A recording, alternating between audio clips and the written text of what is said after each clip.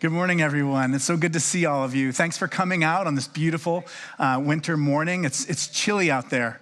Riding my bicycle in, I was feeling I was getting a frostbite. Good morning. My name is Malcolm Clemens Young. I'm the Dean of Grace Cathedral. Welcome to the Forum winter season. Dietary guidelines, alcohol, ultra-processed foods. It seems like new recommendations come out every day. Who is making our food choices?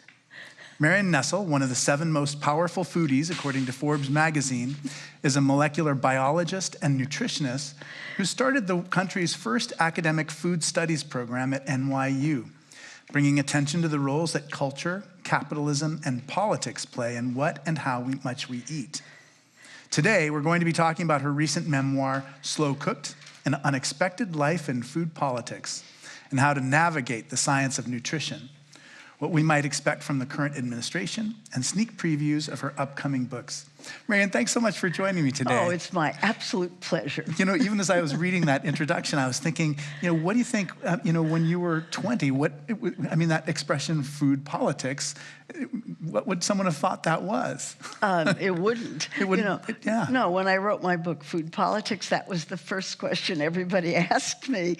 But with RFK Jr., nobody asks me what food has to do with politics anymore. I wonder if you could talk a little bit about RFK Jr. and just, did you see any of the confirmation hearings? And just, what is your take on it all? Well, he's really interesting because he has what seems to me to be an inconsistent worldview.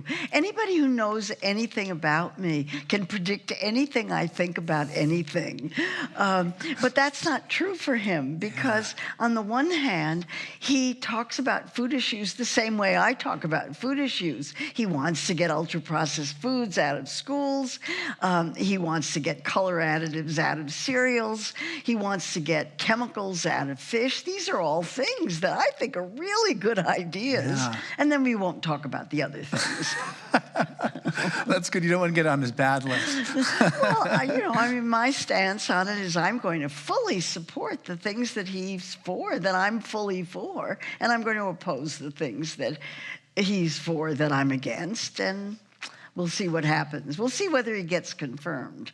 Yeah, that's exactly right. It's still up in the air as of right now. Right.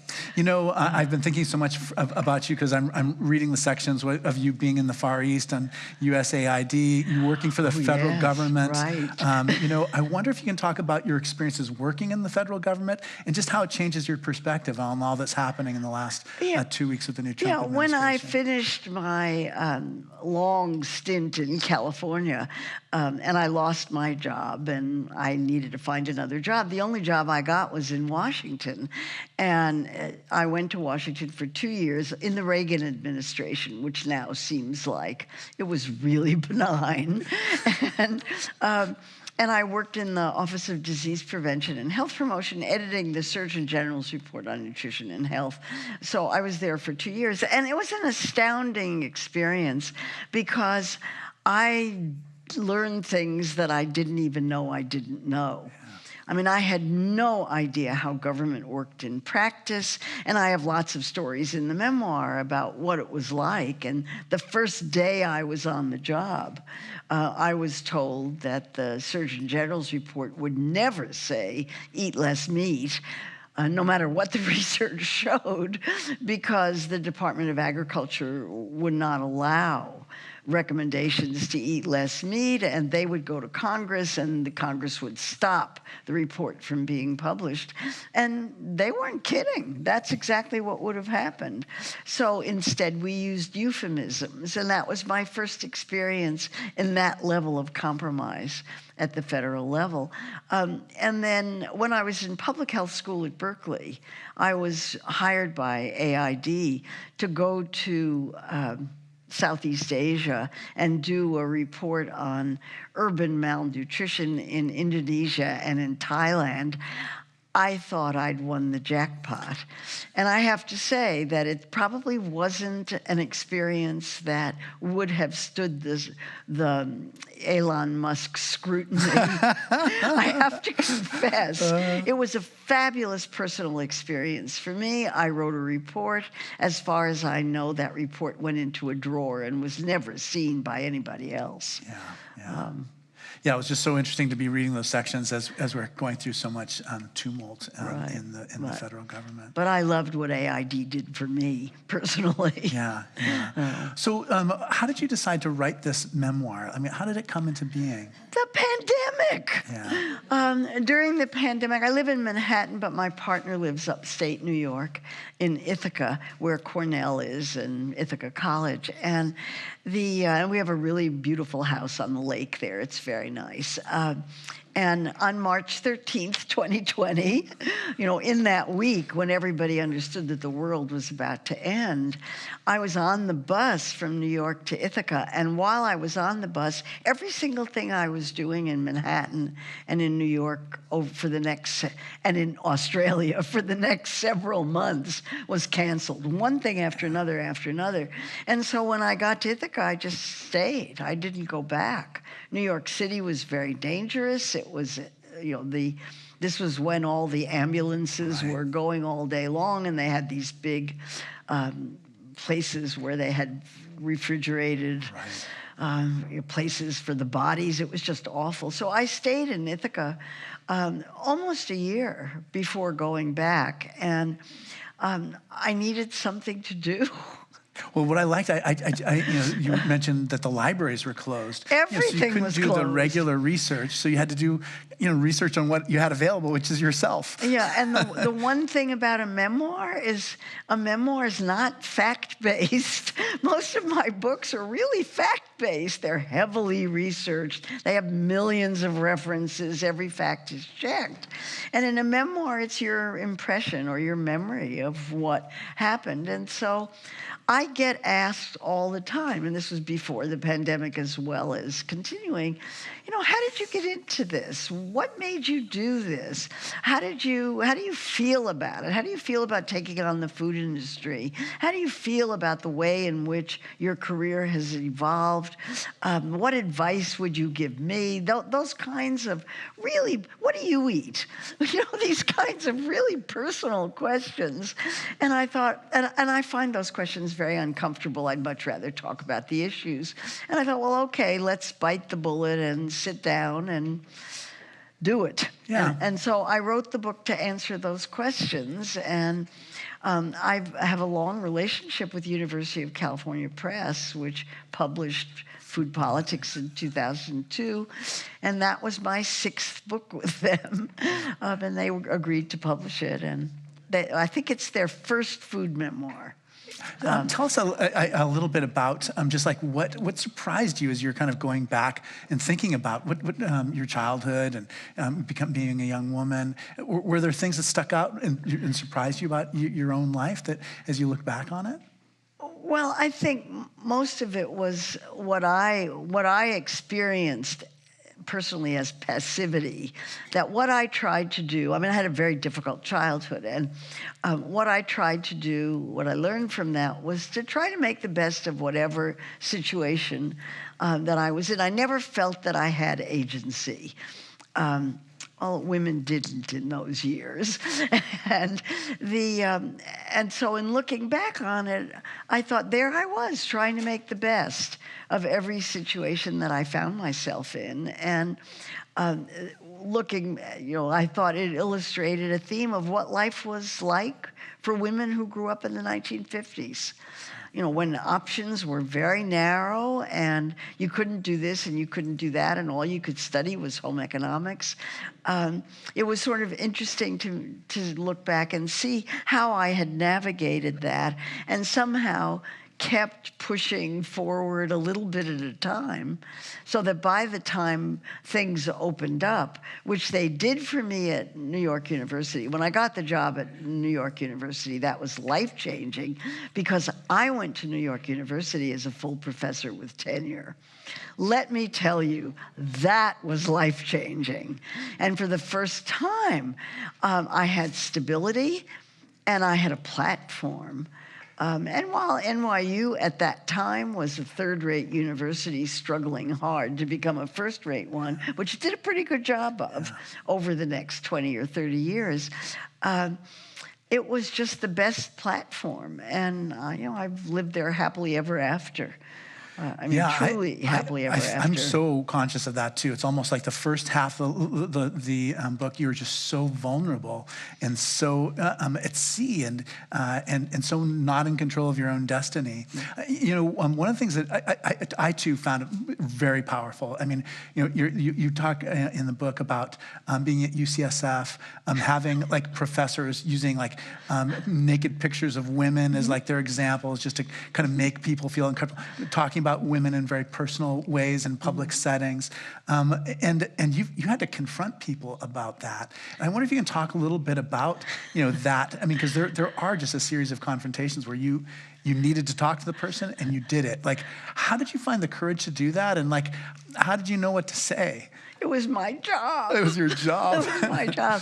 I was a trailing spouse at UCSF for 10 years. I got the job because my husband at the time got a very, very important job. He was the head of one of the clinical departments and academic departments, and they had to find a job for me. So I was part of his recruitment, and I didn't understand that. I really didn't understand what a vulnerable position that put me in. And thinking back on it, the miracle wasn't that, the miracle was that I lasted there as long as I did. It wasn't a surprise. When the marriage broke up, the job broke up. And that was sort of a surprise, but I had kept it going for 8 to 10 years, and that was, I thought, wow, how did I do that? But I had been appointed chair of the Chancellor's Committee on the Status of Women at the university. There were a lot of very unhappy women medical students. UCSF was taking in a lot of women, and boy, were they unhappy. They were telling me about I had a very fancy title. I was Associate Dean for Human Biology Programs, which didn't exist, but never mind. It's a long story. It's a program that was going to be developed in the future, and she was the pioneer. People wanted it to be developed. There was going to be a 5th school at UCSF of all of the humanities, the medical humanities programs, and the dean who hired me, made it very clear that he never wanted that to happen because it would take resources away from the medical school. He didn't want it. So my job was to make it not happen. I did a good job of that. But I had been appointed chair of the Chancellor's Advisory Committee on the Status of Women, and I went to a medical it was a celebration of the Department of Medicine at the end of the year to celebrate the residents who had just finished their first year and to congratulate them. And I had been invited by one of the medical residents, and there was a lot of alcohol. Really a lot of alcohol. So much alcohol that one of the residents at my table threw up on the table. And the chair of the Department of Medicine, who was the most powerful person in the medical school, told a off-color joke using the name of a first-year resident as the butt of that joke. And she got up with her date and slowly, I'll never forget this, and walked out of the room while everybody in the room hooted at her. And I was just appalled. And the resident who had invited me, who was a really terrific person who I'm still in touch with, was appalled. And I had to do something about that. everybody said, you got to do something about that. So I went in to the chair of the Department of Medicine and told him that he couldn't do that. He just had to stop doing that. Yeah. That it was insulting, offensive, and and this was long, long, long before Me Too, when there was real support for getting people to stop doing that kind of thing. It did not make me popular. Yeah. It did not. What friendships did you have? What women did you have who were helping you in the face of just so much opposition at every step that you took? Dr. Loma Flowers. Yeah. I don't know if any of you know her, but she's a Black psychiatrist here in San Francisco, and she and I were assigned to, the Student Affairs Office decided that something had to be done to help the women medical students, and that there was no point in trying to change the male faculty. They were never going to change. Therefore, the best idea was to try to teach the women how to navigate through all of this. So they decided that they would form support groups for women medical students, and that each support group would be led by a professional, Dr. Loma Flowers, and a newbie, me, and that we would jointly run support groups. And there were lots of other pairs of people who were assigned to work with these groups. I volunteered, and I was assigned to Dr. Loma Flowers, who in our first meeting said, I don't really understand why you need to be here. I'm the psychiatrist. And I said, well, I don't know anything about psychiatry, but this was long before I had therapy, and which came. But that I knew how to get things done at the medical school. And so it turned out we just hit it off. And we had this fantastic group of medical students. I think we were really, really helpful to them. We had a fantastic time with each other. We would meet before and after each of these sessions to try to figure out what we could do. The problems that the students raised were breathtaking. We just couldn't believe the kind of things that were going on, but there it was. I think it was really helpful.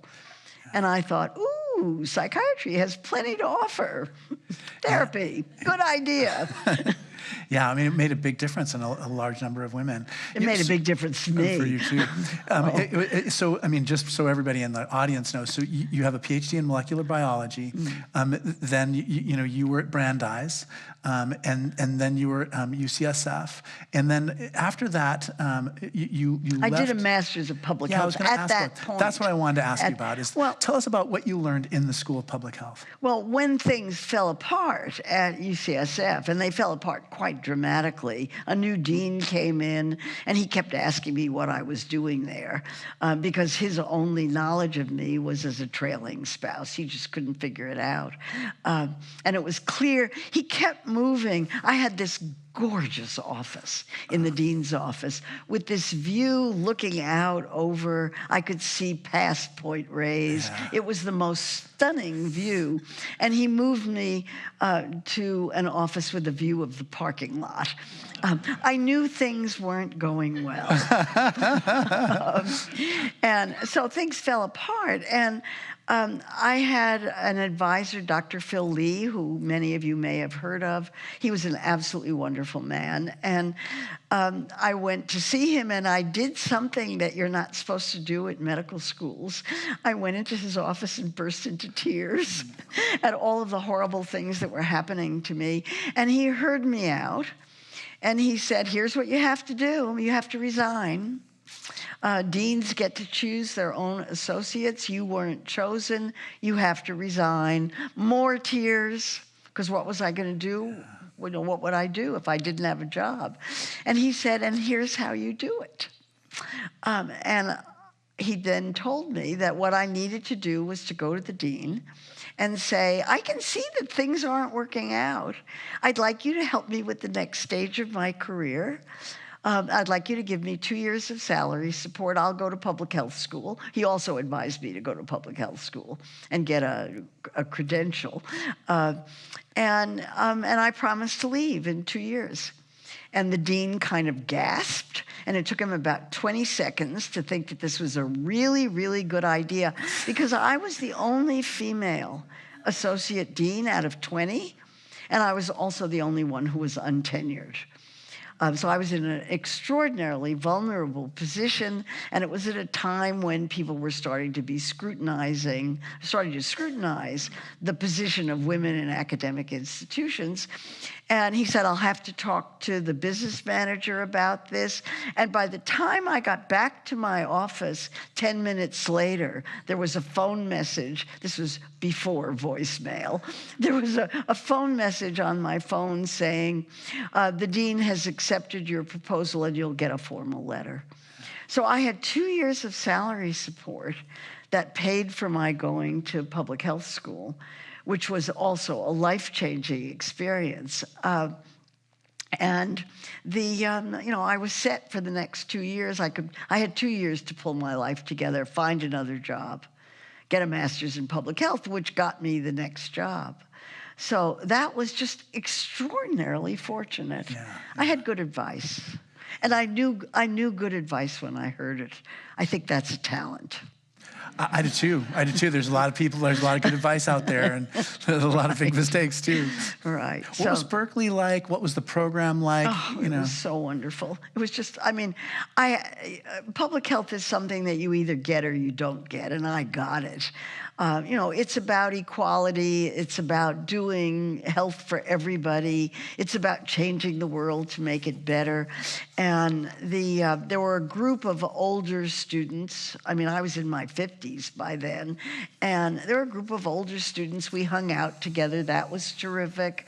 Many of them had a great deal of international experience. The classes were... I placed out of a lot. I did public health school in 1 year because they gave placement exams for practically every class, and I placed out of a lot of them. I certainly placed out of the nutrition classes. Yeah, right, because you've been teaching it. I've been teaching, and I'd just written a book on nutrition for medical students. I was on top of nutrition at the time. And it was just, people were doing really interesting things. I loved what they were doing. I did my public health field work with the Coalition of Homeless Shelter Providers. Yeah, I wanted to ask about that, the Episcopal Sanctuary. It was the Episcopal Church. Yeah, exactly. It really was. Yeah. That was my first experience with the Episcopal Church, because the Episcopal Church was running the Episcopal Sanctuary with a food bank and feeding homeless and feeding people with AIDS. Homelessness had just started. With Reagan, when Reagan came in and they released everybody from the mental hospitals, everybody landed on the streets because there was no social support for them. It was just starting. And I spent the year hanging out with street people and people who were working with the homeless and with the Episcopal Sanctuary. I knew everybody at this church at the time. And I worked at the soup kitchen. It was immersion, and it was just absolutely fascinating. And I once again was extraordinarily fortunate in that the project that I was working on resulted in placing a social worker in a single-room occupancy hotel for single women with children. And these were women who had sometimes 1 or 2 babies or young children in tiny little rooms with no cooking facilities. Yeah, they're eligible for all these grants they are not aware of. And so you, getting that social worker there made it possible for them to access. Yeah, it turned out that the San Francisco was holding 200 places in the WIC program for homeless women, and not one homeless woman had applied for it because they didn't know about it and didn't know how to apply for it. And as a result of this project that the Homeless Coalition did, they put a social worker in that hotel, and that made a big difference for those women. So I thought, wow, this is fantastic. Yeah, made a difference. Exactly. So tell us, what did you learn? Did you learn anything about food that was helpful later on in your later nutrition work? Or? No, I already knew that. Yeah, I figured. I'd already done that. But it was great to make that difference for those people. I'd already done that. I just loved working in the community. Yeah. That was what I wanted to do. But it turned out I ended up up as an academic. What can I say? I teach other people how to work in the community. Right. So talk to us a little bit about just NYU and what it was like when you first got there, and how it's changed over time while you were there. Well, I should say that I went to NYU as the chair of the Department of Home Economics. This was 1988, and nobody could believe that a home economics department still existed. And it was a department that had 35 academic programs, 25 of them in home economics, and there were 4 faculty members who were running all this. And the department had a kitchen. In which they were teaching people how to cook. And my job, as the administration explained to me, was to bring the department into the 20th, if not the 21st century. And I tell you, I didn't know how to begin. I was just so overwhelmed. And on my first week there, the 4 other faculty were off at they were dietitians, and they were at a meeting of the annual meeting of the American Dietetic Association. I didn't start until October. And I was going around and making get acquainted visits and trying to understand how NYU worked. It was different than any academic. I had come from UCSF. UCSF is a Research One institution, highly professional. Everything runs. This place was a mess. And I started meeting people, and they would say, "Oh, it's so good you're here. It's just wonderful that you're here. You just got here, and I hate bringing this up in our first meeting. Oh, I'm so sorry that I have to do this, but I have to do this. I just have to tell you something." I said, "Okay, what?" "Your kitchen's dirty." "What?" "I have a degree in molecular biology. I just came from 2 years working at the federal government. I have to deal with a dirty kitchen?" I heard on the 3rd time that I heard it, within the first few days, I thought, I better go take a look at this kitchen. So the kitchen was in another building, and I got off the elevator on the floor that it was on. I could smell it. And I walked into the kitchen, and it was green. It was sort of avocado green from the 1950s. And I could see on the countertops abundant evidence of wildlife. Abundant. And if I put my finger like that, it would leave a track mark. And it was unbelievable. And there were students cooking in that kitchen. And so I went back to the office, and I said, "Who's in charge of the kitchen?" And they said, "Debbie." I said, "Who's Debbie?" Debbie was a first-year master's student. "What?" I said, "Would you ask Debbie to come see me, please?" Debbie walks into my office and bursts into tears. So I got Debbie calmed down and said, "Debbie, I don't think this is your responsibility. Just tell me what's going on." And she said, "Well, nobody cleans it, and the equipment's all broken, and we can't do this and we can't do that." Anyway, there's this famous story about the equipment. She came in a week later. We decided we would start by fixing the equipment. Bring somebody in and see what can be fixed. So she comes in a week later, and she's like this. She's just got her hands over her mouth. She's laughing so hard, she just can't stop. And I said, "What's going on?" And she said, "Well, those 2 convection ovens that haven't worked for 10 years and are in the back of the kitchen?" She said, I brought in somebody to look at them, and they pulled them away from the wall, and the wire, they weren't plugged in. The wires were still in their original packing inside the machine. The ovens had been there for 10 years. Oh, my gosh. So I had come into a place that had been enormously neglected for a really long time. And so eventually we got the money to clean it, and they brought in a crew and steam cleaned it. Cost $2,000. It was really a lot of money. And I walked in at the end of the day when they had been in there steam cleaning the kitchen, and the kitchen was blue. It was just astounding. So that was my introduction to NYU. Things are much better now. Yeah, and and from there, just kind of getting that infrastructure in place, I mean, you began to become much more of a public figure too.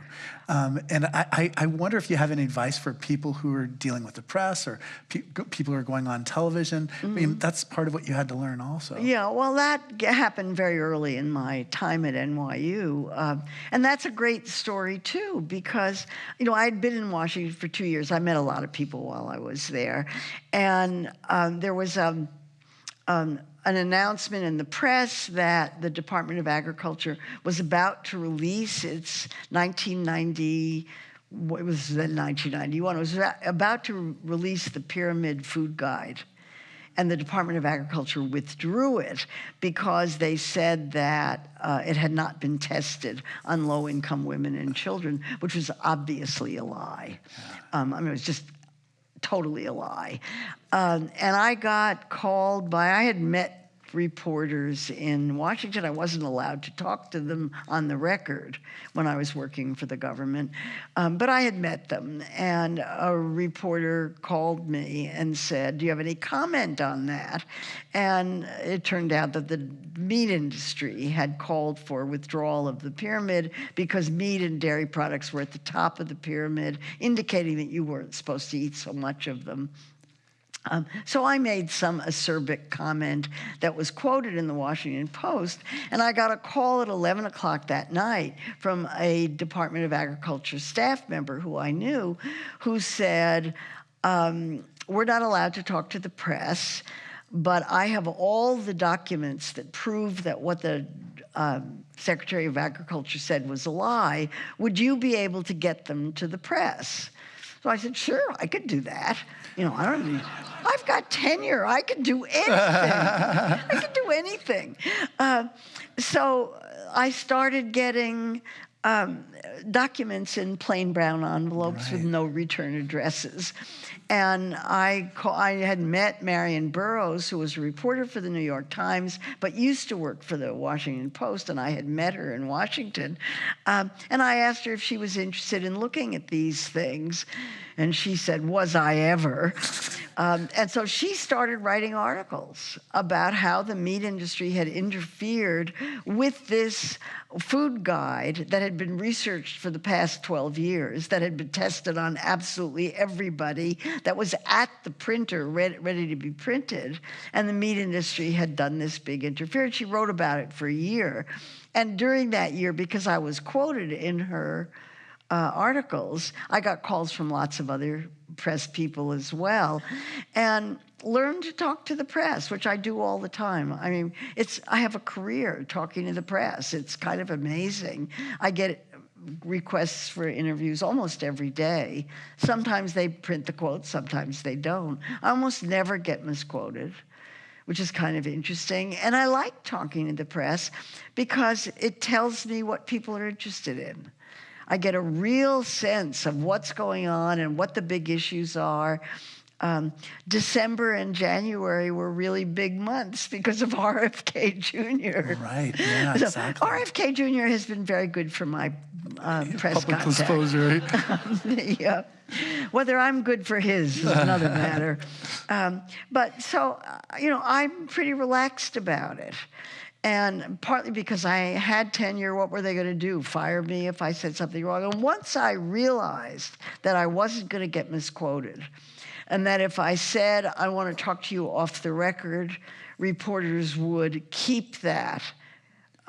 They would keep off the record what was off the record and would not break that. Once I realized that that worked, then it was pretty easy. And so I could have a conversation with them off the record, and then we could go on the record and figure out how to talk about it. Yeah. And reporters send me articles that I would not have seen otherwise, that are really important in the field because they want comments on them. The molecular biology training comes in really handy for that. I can read articles pretty quickly and get a sense of what they're about and whether they're worth paying attention to or not. And I like my relationship with the press. I think it's really been good, and I don't care very much whether I'm interviewed or not interviewed or quoted or not quoted. I mean, by this time it doesn't make any difference. And NYU loved it. Oh, yes. I mean, that was the other thing. They just love having NYU professors quoted in the press. Yeah. So that was another lucky. Not every university is like that. But NYU really liked it. They have a big theater program, so they're very much in public. Yeah. Yeah, I think you're probably quoted in the press more than anyone I know. The press office last year kept... statistics. They kept statistics. There were more than 5,000. Yeah, so I'm right.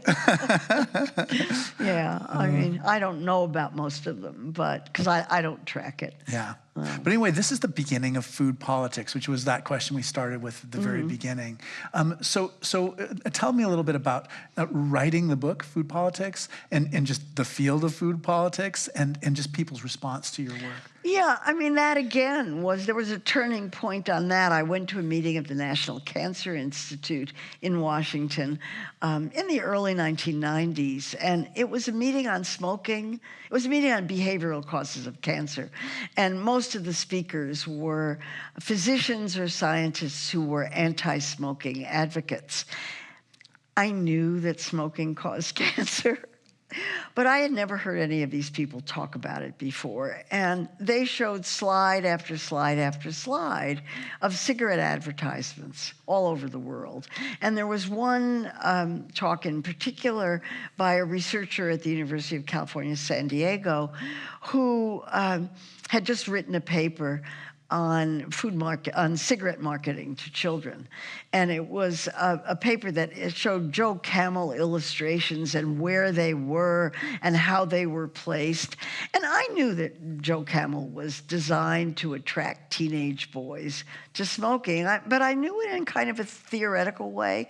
I never paid any attention to it. It was so much a part of the landscape that it was just kind of there. And I walked out of that meeting thinking, we nutritionists should be doing this for Coca-Cola, because this is exactly what Coke and Pepsi are doing, and McDonald's and other kinds of food companies that are selling junk food and aiming it at kids. So I walked out of that meeting and said, I got to start paying attention to this. And that's what I did. I started paying attention.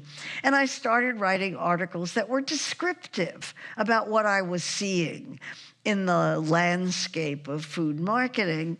And then somebody told me about pouring rights contracts, where soda companies paid school districts for exclusive use of their products in the vending machines. I was kind of horrified by that.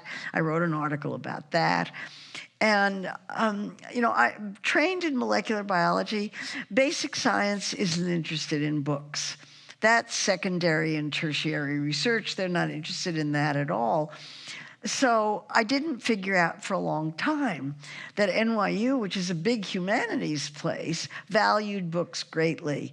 And when I figured it out, I thought, well, I can take these articles and put them together into a book and call it Food Politics, because I borrowed the title from somebody in England who had written a book called Food Politics. Titles are not copyrighted. And so that's what I did, was I took these articles and put them together, and I didn't realize I was overwriting. So it ended up as 2 books, Food Politics, and then the one that came out the next year, Safe Food. But I thought I was describing. I had some goals for food politics. One was I never wanted to go to another meeting on childhood obesity and hear every single speaker, one after another, say, how are we going to get moms to feed their kids better? I never wanted to hear that again. I wanted those speakers talking about how are we going to get the food industry to stop marketing junk food to our kids. So that was one goal. Another goal was to get the American Dietetic Association, which is what it was then called, to stop printing fact sheets on food issues that were sponsored by food companies with a vested interest in what they were saying. And then the third goal was personal. I wanted better speaking invitations. And all I could say is you have to be careful what you ask for. But so the book came out, and the immediate reaction to it, even before the book hit the bookstores, was this blast. Yeah, that's what I thought. You mentioned about the reviews on Amazon. The reviews on Amazon. So your editor calls you and says you got 3 terrible reviews. Yeah, 3 one-star reviews on Amazon before the book was even out. And I found out, and I never track any of this stuff. And I got a call from my editor at University of California Press saying, Marion, you got to do something about this. What am I supposed to do about it? You have to ask all your friends to write 5-star reviews. The book wasn't out yet. Yeah. And that wouldn't be something I could ask my friends to do. I just couldn't do that. So while I was sitting there looking at these 3 absolutely hateful reviews, which all sort of said the same thing, somebody else posted a review saying, oh, look at these. They've obviously been paid for. Yeah. They all say the same thing. They all came out on the same day before the book was published. If the reviews are this bad, it must be a really good book. So I was taken care of by somebody I didn't know. Yeah, but I really appreciated. I think our children overvalue those reviews that they see online. And that's a great story to just be careful about how you're. But you became kind of in the public eye, and you became a kind of target too. Well, I got speaking invitations. And let me tell you, I got speaking invitations, and I did 85. That first and second year, and I was teaching classes and running a department. Well, by that time I was no longer running the department, but I was teaching classes and trying to manage my life, and 85 speaking invitations a year is a lot. But that's what I did, and I did that because Eric Schlosser, who had written Fast Food Nation, I consulted him, and he said, this is your chance to get your ideas out, and you should say yes. So I did. Yeah. I did. I've never really gotten the kind of social media pushback, or it's never been visible to me, is the only way I can say it. And in fact, my relationship with food companies is on the surface extraordinarily respectful. I've had the heads of Coca-Cola, Mars, McDonald's come to my office at NYU and meet with me to tell me all the great things they're doing. And then I hear about, I guess one story was I met somebody at a meeting who said, I've read all your books. I said, all of them? Every one of them. Why? And he said, because I was paid to. I said, who paid you? He said, well, I can't tell you that. But I was paid to read all your books and develop, for this food company, develop position on all of the issues that you talk about, so they could counter it. But that was, I wouldn't have known about that otherwise. Yeah. And then somebody else sent me a slide from a food industry meeting he had gone to that showed my book, Unsavory Truth, where I talk about food industry funding of nutrition research. And it was a slide of the media response to that book. And as I've already said several times, I don't track any of this stuff. I don't want to know about it. It's nice to know about, but I don't want to spend any time worrying about it. And they were applauding because the media was not talking about a conspiracy theory. Yeah, that's interesting. Okay, so there's a lot that's going on behind my back that I don't know about. We do take questions from the audience, so if people have questions, Rebecca will get them. But one of the questions that she made sure, she said, make sure you ask this, and that is, there's just a lot of talk about ultra-processed foods and alcohol, and I wonder if you could just to kind of give us the latest update on what is ultra. Let me do alcohol first, because alcohol's not good for you in large quantities. Does everybody know that? So the question is, what quantity of alcohol is safe to drink? And the dietary guidelines for Americans since 1990 have said 1 drink a day for women and 2 drinks a day for men, with the drink size very precisely defined, is within a safe limit and does not increase the risk of any kind of cancer or any other problem. In the 1990s, there was a slew of research that came out that said that small amounts of alcohol decreased the risk for heart disease. And that it was better, the research looked, it was a J-shaped curve, and it looked like it was healthier for heart disease to drink these small amounts of alcohol than not to drink. And so this put the anti-alcohol people into a panic, because if you're worried about alcohol abuse and you're worried about car accidents, domestic violence, and all of the other problems that occur with alcohol use, you want the amount of alcohol in the population to be as low as possible, because the problems are directly proportionate to the overall level of alcohol in the population. So the alcohol industry has gone to a lot of trouble to try to demonstrate that small amounts of alcohol are okay. A lot of trouble. And there was a big scandal a couple of years ago where the NIH Alcohol Institute was going to do an enormous $100 million study to find out whether small amounts of alcohol reduce the risk for heart disease. And it turns out the alcohol industry was paying for that. And that was a big scandal. The alcohol industry had to pull out. I've lost it, haven't I? Yeah, I've got it. It itched and I scratched it. I shouldn't have. Thank you.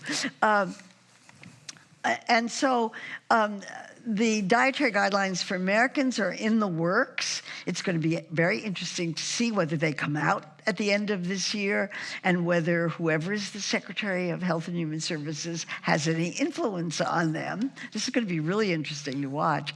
But in preparation for that, the Dietary Guidelines, Health and Human Services and Agriculture commissioned a report on agriculture.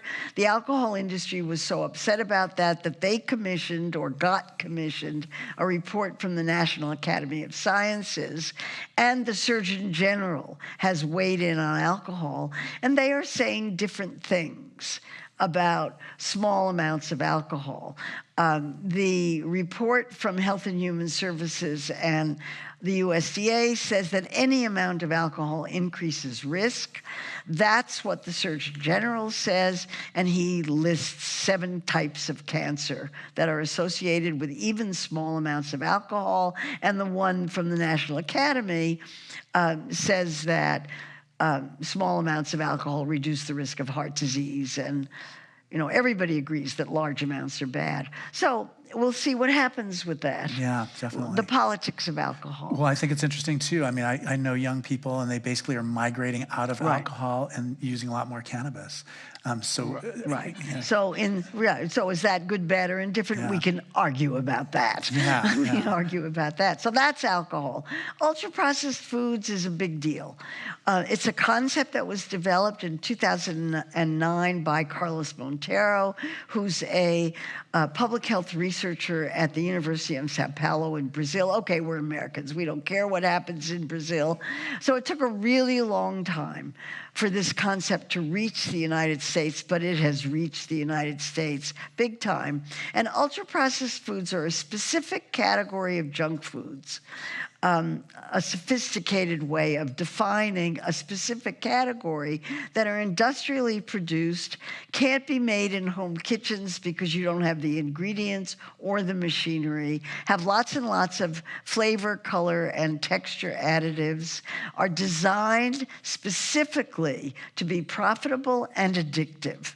With addictive in quotes, because that's complicated, but at the very least to be irresistibly delicious. So if you've got a bag of them in front of you, you can't stop eating them. And everybody knows what that's about. If you've got a bag of something in front of you and you can't stop eating it, it's ultra-processed. So the definition permitted research. And the minute the research started, hundreds of studies have now related ultra-processed foods to obesity, type 2 diabetes, heart disease, cancers, overall mortality, very bad health. Those are observational studies in which people report what they eat, and you look at what they report eating and what the outcome is. But studies that ask people what they eat and get self-reports, oh dear, people don't report their eating very accurately. They lie, they cheat, they steal, they can't remember. I certainly can't remember. They tend to overreport, people tend to overreport eating what they think is good for them and underreport eating what they think is bad for them. So there are big problems with observational studies. But there's now a enormously well-controlled clinical trial that was done at NIH by Kevin Hall and his colleagues, where they used a locked metabolic ward where people were fed 2 different kinds of diets, ultra-processed and not, matched in every other way. And that study showed that people when they were eating the ultra-processed diet, ate 500 calories a day more than they did on the unprocessed diet without realizing it and without being able to distinguish the 2 diets. I mean, they didn't realize that the diets were manipulating them in any way. Well, 500 calories is enormous. It's an enormous difference. You never, in nutrition studies, see differences that large. And so I think this is the most important nutrition study done since vitamins. I like hyperbole. And the really, really important study, it's now been repeated by a group in Japan, which found an 800 calorie a day difference, and it's been repeated by Hall in his content. And he reports that now he's finding 1,000 calorie a day difference. So this tells you, if you don't want to gain weight, don't eat ultra-processed foods. I mean, or minimize them. Don't eat those whole bags. Keep the portion sizes small. Very, very important. The food industry is very unhappy about this because the food industry is under siege. And it's under siege from 4 things right now. From ultra-processed foods, because those are the most profitable products in the supermarket. It's under siege from GLP-1 drugs, because people who are on these drugs don't want to eat junk food, apparently. The food noise is quieter on these drugs. So the demands to eat these things, they don't hear it. The prices of food, the enormous increase in inflationary price of food, which has doubled just in the last few years. It's really astonishing. And then RFK Jr., those 4 threats. So they're really worried. But my nutrition colleagues are also very worried about ultra-processed foods because it's about the processing, it's not about nutrients. And they're feeling left behind. A lot of them are feeling left behind on that. What the processing does is to make the foods easier to eat and digest more quickly. And that may be where the problem lies. Hall and his colleagues are trying to figure that out. But the texture of the food, the fact that you don't have to chew it as much, you don't have to work as hard to eat it. When you eat a salad, you know when you're done with salad. When you eat Oreo cookies, they go down really easily. At least they do for me. I love Oreo cookies. All right. Well, we have some great questions, I think, in my stack here. How do we as a society reverse our addiction to ultra-processed food and all the negative things it brings? Well, education is part of it, but if you want to do policy, there is talk about taxing them. There's talk about restricting them. I mean, certainly RFK Jr.'s statement that he wants ultra-processed foods out of schools is a first step, terrifying to the food industry. They make a lot of money on the foods that they send to schools. So, you know, the approaches are taxation. The Berkeley and San Francisco tax on sugar-sweetened beverages is having an effect on sales of those products. Restrictions on marketing. That would be nice, particularly marketing to children. And that means marketing to children in the entire way in which is done. A lot of it is on social media right now, and nobody knows how to control that very well. But there are lots of things being considered. And when RFK Jr. talks about those things, if he's done nothing else, it's to raise public consciousness about it. And, you know, kind of once you get it, you can cut down on it. I mean, it becomes much easier. I'm never don't eat this stuff. Just don't eat as much of it. And if you can't stop eating it, then you just can't have it in the house. Yeah. You know. Yeah, this is the question that you just answered. If RFK Jr. gets approved, how possible will it be for him to accomplish his goal of removing ultra-processed foods in schools and in food colorings, et cetera? Well, it's not going to be possible at all because that's Department of Agriculture, not Health and Human Services. Yeah. So, I mean, that's a big problem. One of the things about RFK Jr. that's disturbing is that he doesn't seem to know what he doesn't know. And one of the things he doesn't know is what Health and Human Services does and does not do. On the other hand, Health and Human Services has NIH, so it's research. And interestingly enough, they've just cut the overhead budget to 15%. That's going to be amazing. Okay, let's turn the lights off.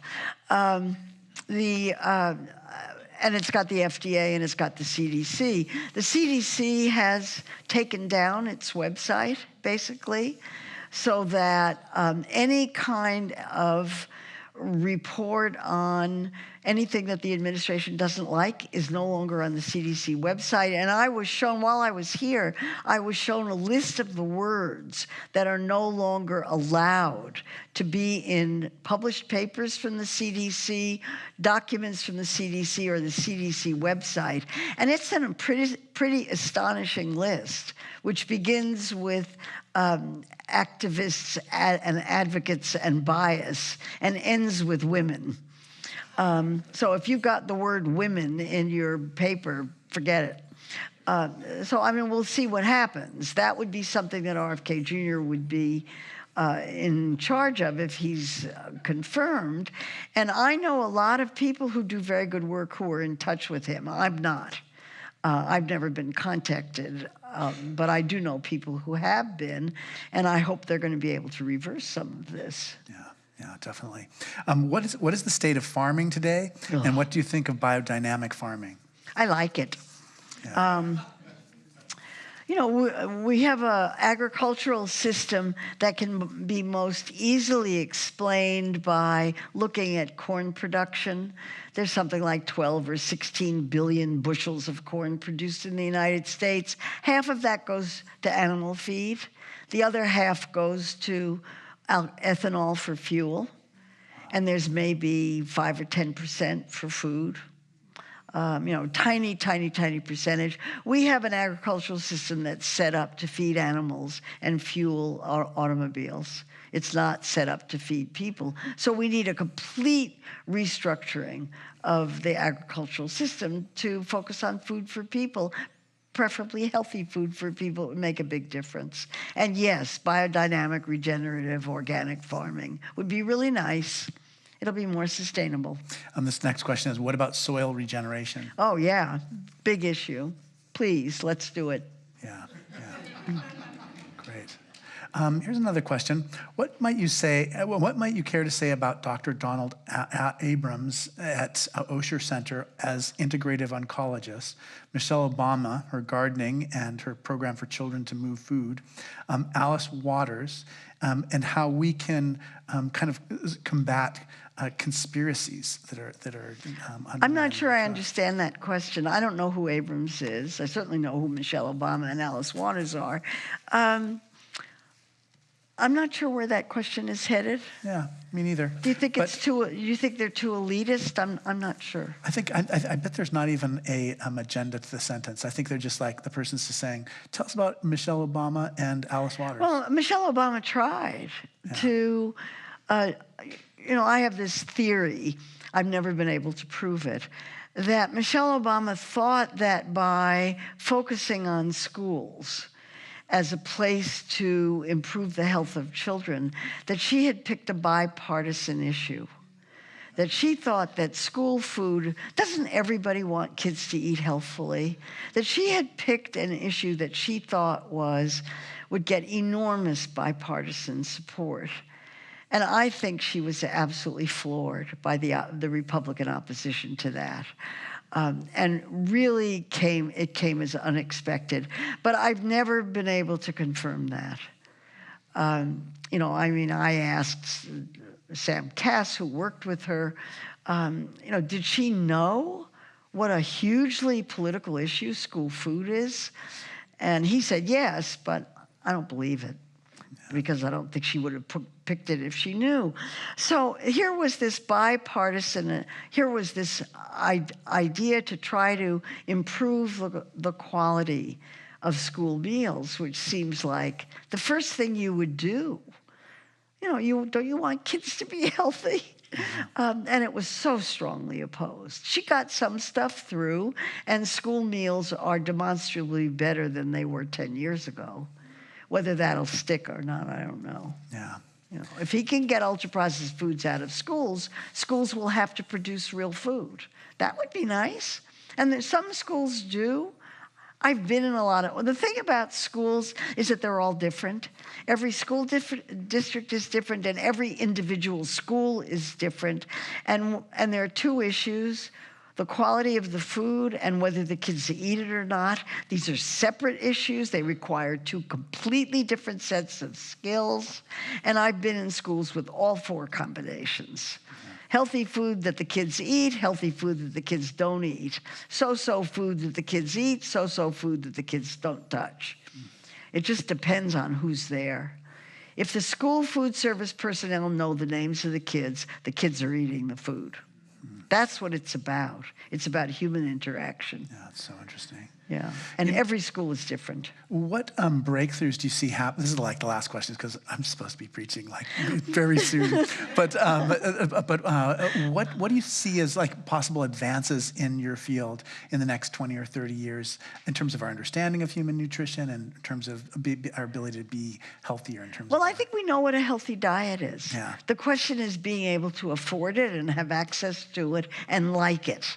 And so that means income support for people who don't have enough money, especially now when the price of ultra-processed foods has gone up, but not nearly as much as the price of fruits, vegetables, and other kinds of things that you wish people were eating. And so I hope there'll be much more focus on. I mean, we know what a healthy diet is. Michael Pollan can do it in 7 words. Eat food, not too much, mostly plants. Really, that's all there is to it. Pick the ones you like and all of that, and enjoy your dinner. Yeah, I love that. But I do recommend Slow Cooked. Reading your book, I felt like Forrest Gump. You know how he would appear in different like famous places, because I was in Berkeley when you were at the public health school. I lived a block away from Julia Child when you had that dinner there. It was in New York City at different times. I feel like I've been our paths have been crossing a lot. Well, I'm so glad they crossed. Yeah, me too. And especially today, what a gift it is. We're so grateful for the ministry you're doing out there of letting people know about these things and all that you've done to lift up women and all you've done to make people healthier. So thank you very much. Well, and thank you for being so great to my daughter. Who is a treasure. Thanks for coming. Please join me online on Wednesday, April 12th, when my guest will be the biblical scholar Amy Jill Levine. We'll be talking about her most recent book, Jesus for Everyone, Not Just Christians. I encourage you to buy one of Marion's books on the table out in front. Oh, please do. Please do. Yeah. You can join us for Choral Eucharist at 11 o'clock this morning. We rely on your support for the forum. Gifts of any size make a difference. There are many ways to give, including texting the word THINK, T-H-I-N-K, to 76278. think to 76278. And Marion Nestle, thanks again. So good to see you. My pleasure. Yeah. Wonderful to see you. He's a great interviewer.